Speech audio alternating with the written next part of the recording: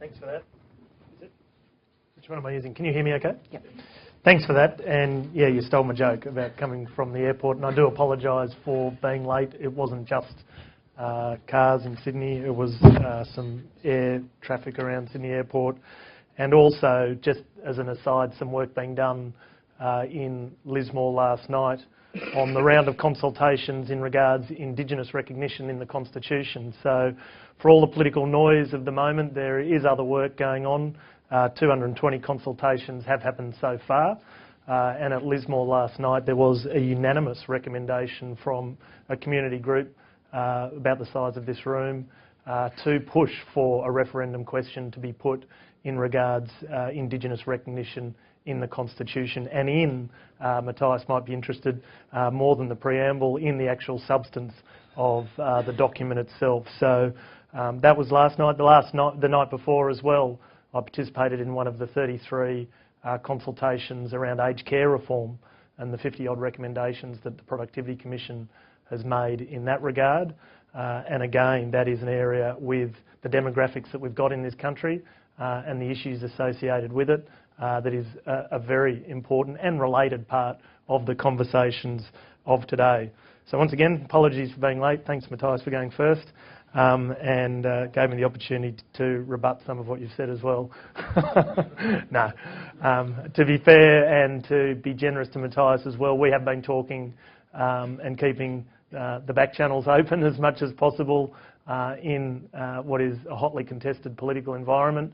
And my reading of Matthias is someone who does get it and does very much believe in the need for tax reform, for harmonising and simplifying the system that we've got in Australia today, and the opportunity, hopefully, that this Henry tax reform document and the October Forum and some healthy politics on the back of it may provide for better public policy and better taxation in this country.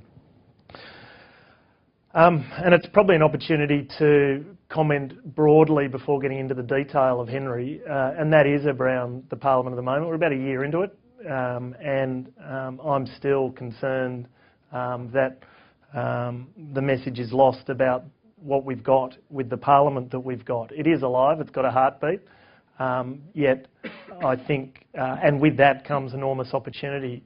What I still see and what I still hear in my local pub is a conversation around the Julia and Tony show, around government and opposition, and really the Parliament and its place getting lost in the wash of that almost continuation of August 2010.